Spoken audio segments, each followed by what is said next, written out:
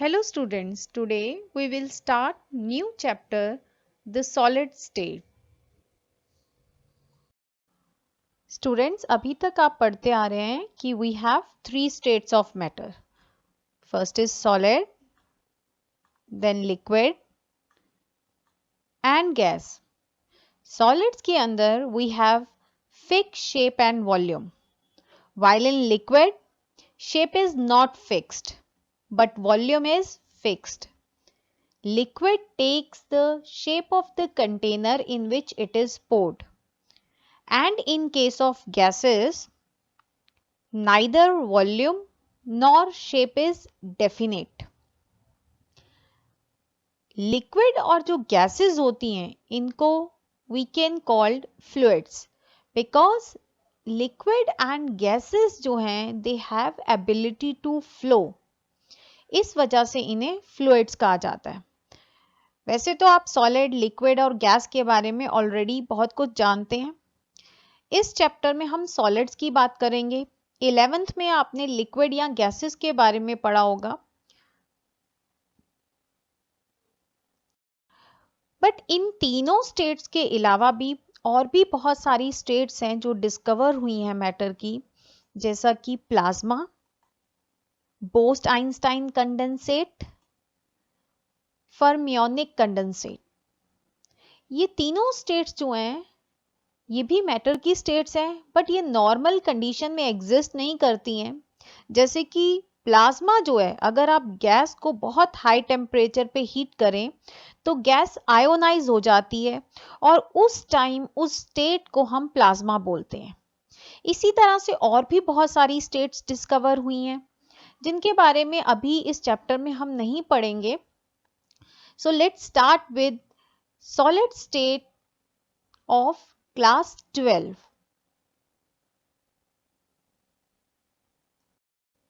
Now we'll just have a look on the general characteristics of solid state. They have definite mass, volume and shape. Intermolecular distances are short in case of solid. If you compare solid with liquid and gases, then you will find कि solid state के अंदर जो particles होते हैं उनके बीच का जो distance होता है वो बहुत ही कम होता है. Because particles are much closer, so intermolecular forces are the strongest in solid. They have minimum thermal energy. Their constituent particles have fix position and they can only oscillate about their mean position. Solid state में जो constituent particles होते हैं उनकी position fix होती है.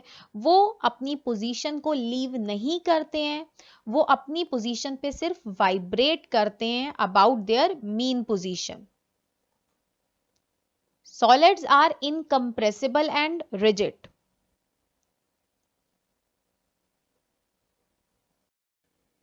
Now we will do classification of solids.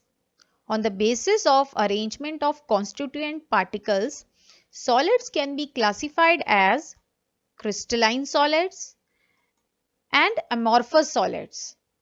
Example of crystalline solid are NaCl. NaCl means sodium chloride. ZnS, zinc sulfide or zinc blend, and quartz. You can see the appearance of quartz. कि quartz देखने में बिल्कुल diamond जैसा लगता है. Quartz के अंदर silica molecules जो होते हैं they are arranged in a regular pattern, जिसकी वजह से quartz is crystalline in nature. और क्रिस्टलाइन सॉलिड्स की अगर हम एग्जांपल्स देखें तो जितने भी मेटालिक एलिमेंट्स होते हैं they all are crystalline in nature. इसी तरह से बहुत सारे non metallic elements like sulphur, phosphorus and iodine, they all are of crystalline nature. And compounds like sodium chloride, zinc sulphide and naphthalene, they form crystalline solids. Now examples of amorphous solid. तो amorphous solid का example हो सकता है glass, rubber and plastic. कई बार glass की जगह पे लिखा होगा क्वार्ट्ज ग्लास। इट मींस मैं एमॉर्फस ग्लास की बात कर रही हूं। ग्लास में भी जो कंपोजिशन होती है वो भी सिलिका मॉलिक्यूल्स की ही होती है, बट इसमें सिलिका मॉलिक्यूल्स जो हैं they are not arranged in a regular pattern. इसी वजह से जो ग्लास है वो एमॉर्फस नेचर का होता है, वाइल जो क्वार्ट्ज है it is of crystalline nature. Now we will see arrangement of particles in few crystalline solid. First we will take the example of sodium chloride. इसमें जो सोडियम आयंस और chlorides ion होते हैं they are arranged in a regular pattern. आप ये देख सकते हैं यहाँ पे जो डार्क ग्रीन कलर की बॉल्स हैं they are representing Cl minus ion, while जो लाइट ग्रीन कलर की बॉल्स हैं they are representing Na plus ion. Next example हम लेंगे जिंक सल्फाइड का। तो इसमें भी आप देख सकते हैं how zinc and sulphide ions they are arranged in a pattern. तो इसी वजह से ये दोनों सॉलिड्स क्रिस्टलाइन होते हैं बिकॉज इसमें पार्टिकल्स जो हैं they are arranged in a regular pattern. Now you can see the structure of quartz and glass. Quartz is a crystalline solid while glass is an amorphous solid. The molecular formula of both quartz and glass is same, that is SiO2. But quartz is crystalline in nature because of regular arrangement of constituent particles. But in glass the arrangement of constituent particle is not regular. They are arranged in a random pattern. So it is amorphous in nature. अब हम definition करेंगे crystalline and amorphous solid की, because exam में कभी कभी definition आ सकती है। उससे पहले आप क्रिस्टलाइन और amorphous सॉलिड का अगर स्ट्रक्चर देखेंगे यू विल फाइंड कि इन क्रिस्टलाइन सॉलिड्स जो पार्टिकल्स हैं they are arranged in a regular pattern, while in amorphous solid particles are not arranged in a regular pattern. The arrangement is irregular. So crystalline solids consist of a large number of small crystals having a definite characteristic geometrical shape with orderly arrangement of constituent particles, while an amorphous solid consists of particles of irregular shape and arrangement. और यहाँ पे जो amorphous word है वो Greek word amorph से लिया गया जिसका मतलब होता है नो फॉर्म, मीन इसकी कोई भी प्रॉपर शेप नहीं है।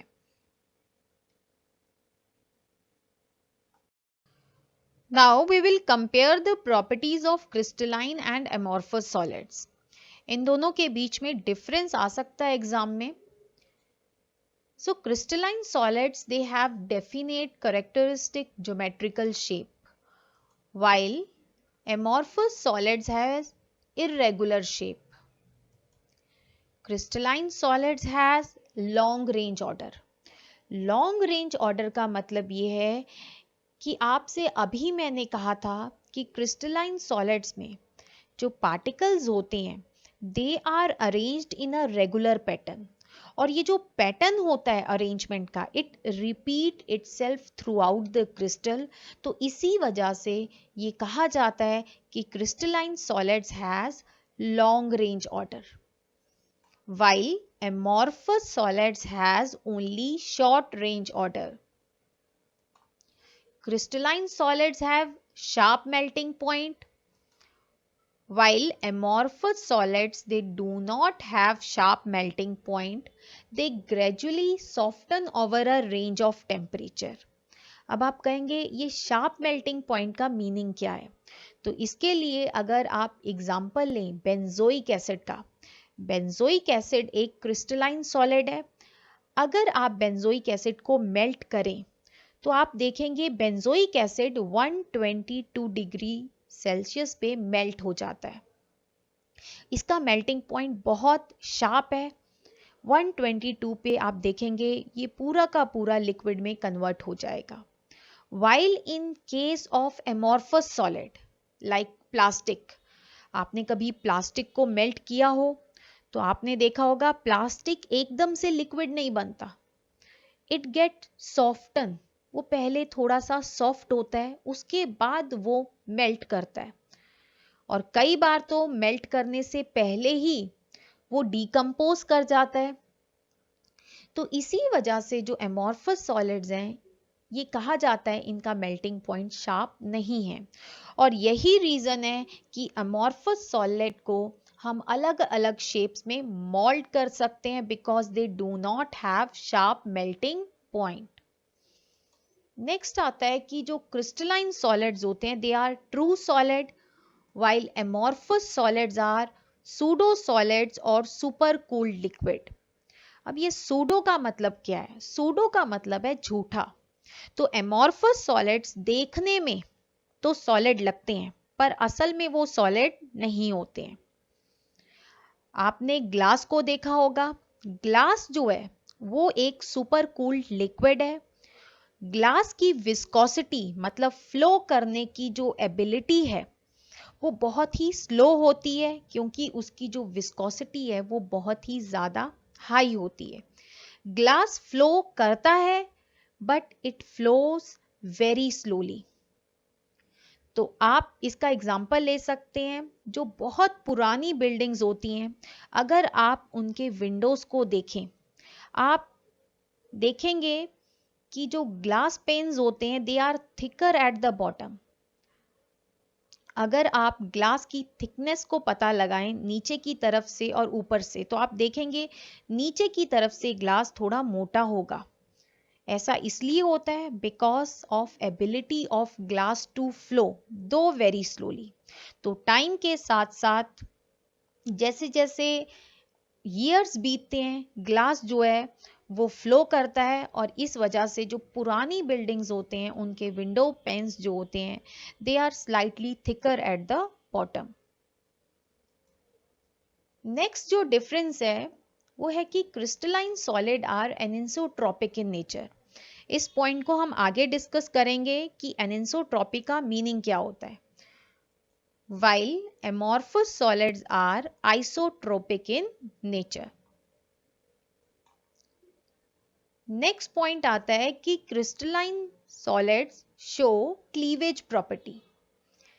तो क्लीवेज प्रॉपर्टी को भी हम आगे डिस्कस करेंगे। while amorphous solids they do not show cleavage property। Crystalline solids they have a definite and characteristic heat of fusion, while amorphous solids they do not have definite heat of fusion।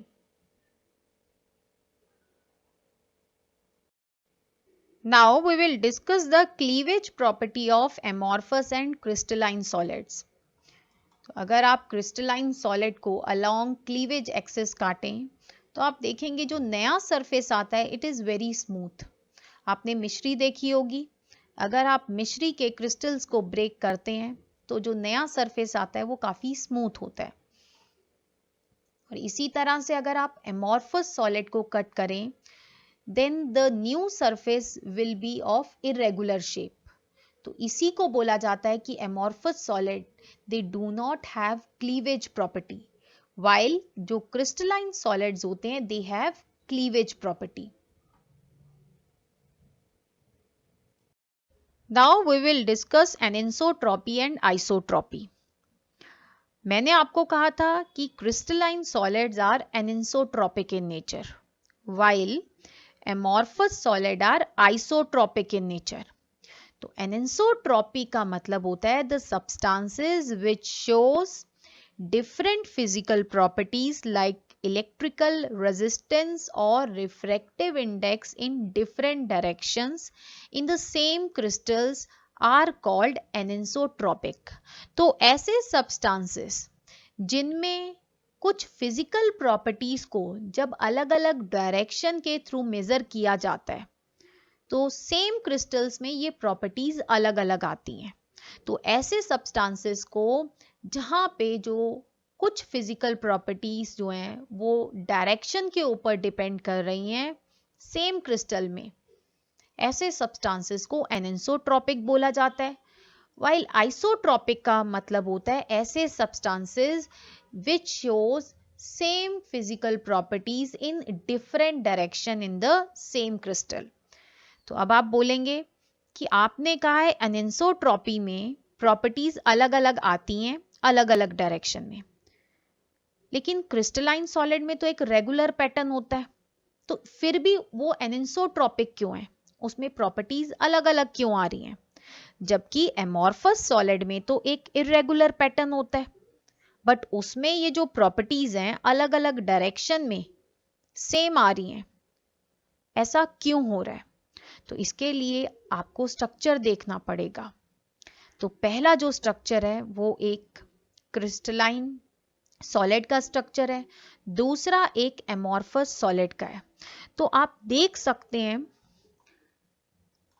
Suppose ये हमारी Y axis है या आप Z axis भी मान सकते हैं, कोई भी एक्सिस मान सकते हैं। तो यहां पे आप देखेंगे अरेंजमेंट ऑफ एटम्स। तो यहां पे अगर आप देखेंगे सारे पिंक एक साथ अरेंज्ड है, और इसी तरह से आप एक और डायरेक्शन में अगर मेजर करें प्रॉपर्टी को, let us suppose B direction में, आप देख सकते हैं ऑल्टरनेट अरेंजमेंट है एटम्स की, पहले ग्रीन फिर पिंक फिर ग्रीन फिर पिंक। इट मींस हर एक डायरेक्शन में arrangement of atoms are different. इसी डिफरेंट अरेंजमेंट की वजह से या डिफरेंट पैटर्न्स की वजह से जो प्रॉपर्टीज आती हैं क्रिस्टलाइन सॉलिड में वो डिफरेंट आती हैं, और प्रॉपर्टीज डिफरेंट आने की वजह से crystalline solids are anisotropic in nature. While अगर आप एमॉर्फस सॉलिड की बात करें तो यहाँ पे सपोज आप ये डायरेक्शन ले लें, तो यहां पे आप देखेंगे कोई पर्टिकुलर अरेंजमेंट नहीं है पार्टिकल्स का। तो इस वजह से इस एक्सिस पे ही हम प्रॉपर्टीज मेजर करने के लिए एवरेज लेते हैं, क्योंकि पार्टिकल्स का अरेंजमेंट बिल्कुल रैंडम है, दे आर टाइटली पैक्ड, और इस वजह से जब हम कोई भी प्रॉपर्टी मेजर करते हैं किसी भी एक्सिस के अराउंड तो हम एवरेज लेते हैं। तो जब हम एवरेज लेंगे हर डायरेक्शन पे तो एवरेज क्या आएगा, हमेशा सेम ही आएगा। तो आप चाहे इस डायरेक्शन में लें या फिर एक और डायरेक्शन यहाँ पे मैंने शो की हुई है उस डायरेक्शन में लें, तो आप क्या लेंगे, एवरेज लेंगे। हर डायरेक्शन में you will take the average of the property, तो एवरेज क्या आएगा, सेम आएगा। सो इस वजह से एमॉर्फस सॉलिड जो होते हैं they are isotropic in nature. वैसे तो ये एनिसोट्रॉपिक और आइसोट्रॉपिक जो टॉपिक है ये बहुत वाइड है, पर 12th में आपने सिर्फ इतना याद रखना है कि crystalline solids are anisotropic while amorphous solids are isotropic in nature। एक क्वेश्चन एग्जाम में पूछा जाता है, why glasses from ancient monuments appear milky। पुरानी बिल्डिंग्स के जो ग्लासेस होते हैं वो मिल्की हो जाते हैं, why? आपने अपने घर में भी देखा होगा, सपोज आपके घर को बने हुए 10-12 साल हो गए हैं, तो जब आपका घर बना होगा तो उस टाइम जो विंडो के जो शीशे हैं, ग्लासेस हैं, दे मस्ट बी ट्रांसपेरेंट, लेकिन अब वो मिल्की होना स्टार्ट हो गए हैं। तो इसका रीजन पूछते हैं, तो इसका रीजन है कि milkiness of glass is due to the fact that it undergoes heating during the day and cooling at night, that is annealing over a number of years. As a result, it acquires some crystalline character। दिन के time में गर्मी होती है और रात के time में क्या होती है, ठंड होती है। तो दिन के टाइम में ग्लास कुछ मेल्ट कर जाता है, और जब रात आती है तो वो धीरे धीरे कूल करता है, धीरे धीरे कंडेंस होना स्टार्ट होता है। तो जब भी कोई एमॉर्फस चीज स्लोली स्लोली सॉलिडिफाई होती है तो उसमें कुछ क्रिस्टल्स बन जाते हैं। तो सेम ग्लास के साथ भी होता है। Over a number of year it acquire some crystalline character which give milky appearance in glass. Next question हमने ऑलरेडी डिस्कस किया था। The window panes of old buildings are thick at the bottom, why? तो इसका reason पहले ही हम कर चुके हैं कि glass is a pseudo solid and it has tendency to flow, though very slowly. So it makes the bottom portion slightly thicker.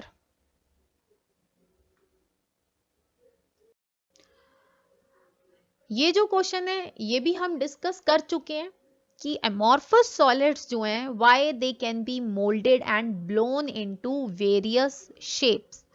तो इसका रीजन है it does not have sharp melting point, so it gets softened over a range of temperature, and this is the reason why amorphous solid can be molded and blown into various shapes.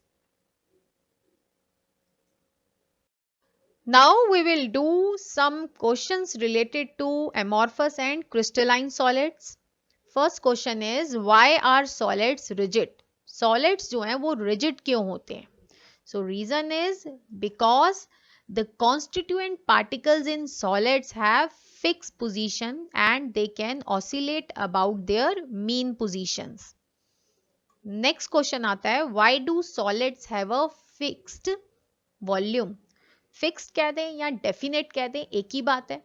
तो इनका definite volume क्यों होता है? Because their constituent particles have fixed position. They cannot move about. वो एक जगह से दूसरी जगह नहीं जा सकते हैं। They can only oscillate about their mean position. इस वजह से solids have fixed और definite volume. Next question है, classify the following as amorphous और crystalline solid.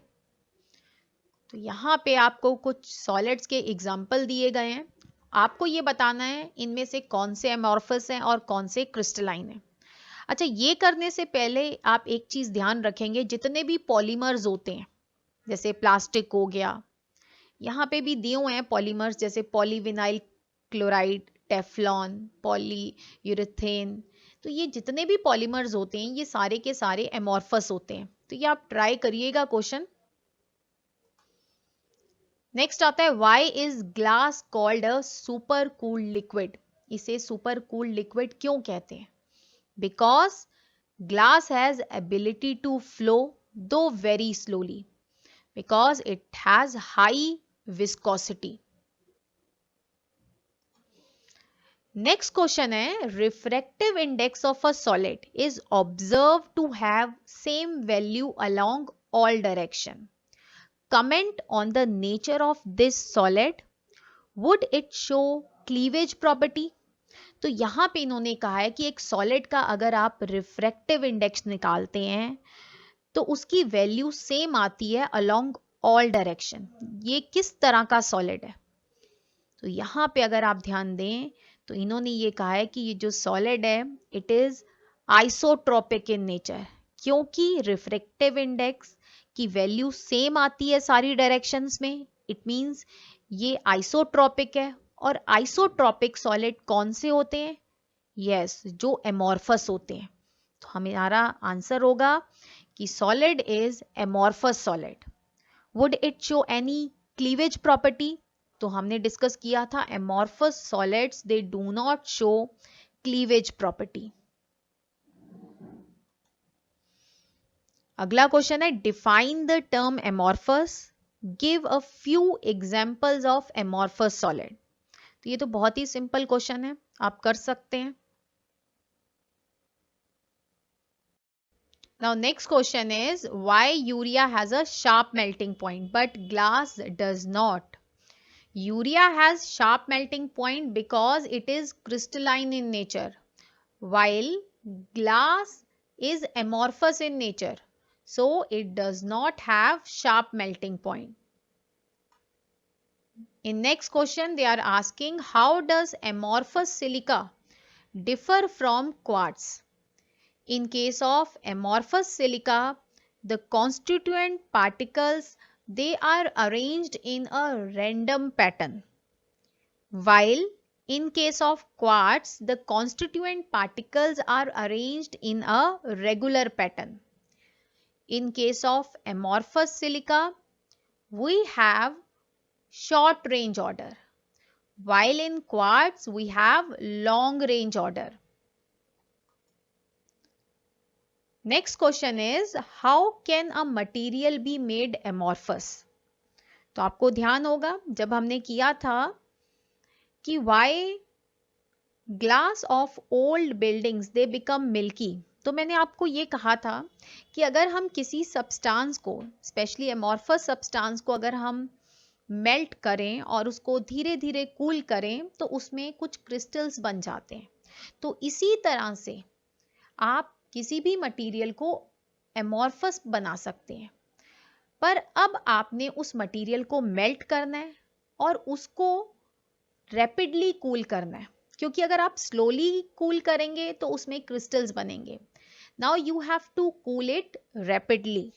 तो इसका आंसर हो सकता है by melting the material and then cooling it rapidly, क्योंकि जितनी रैपिडली आप कूल करेंगे उतनी आसानी से वो एमॉर्फस सॉलिड में कन्वर्ट हो जाएगा। अगर आप स्लो होंगे प्रोसेस में तो उसमें क्रिस्टल बनने के चांसेस ज्यादा होंगे। So by melting the material and then cooling it rapidly. Next question आता है, what makes a glass different from a solid such as quartz? Under what condition could quartz be converted into glass? तो यहाँ पे कह रहे हैं glass जो है how it is different from quartz. तो आप यहाँ पे लिखेंगे कि ग्लास जो है वो एक एमॉर्फस सॉलिड है, while क्वार्ट्ज जो है वो क्रिस्टलाइन सॉलिड है। इसी तरह से आप जो अगला पार्ट है वो भी करेंगे, उसमें ये बोला है कि आप क्वार्ट्ज जो कि क्रिस्टलाइन सब्सटेंस है, आप उसे ग्लास में कैसे कन्वर्ट करेंगे। तो इसका आंसर जस्ट ऊपर वाले क्वेश्चन में है, by melting the quartz and then rapidly cooling it. In this way we can convert quartz into glass. I hope आपको आज का वीडियो पसंद आया होगा। प्लीज अगर आपको वीडियो पसंद आया तो प्लीज वीडियो को लाइक करिएगा and do subscribe the channel. Thank you and please do subscribe.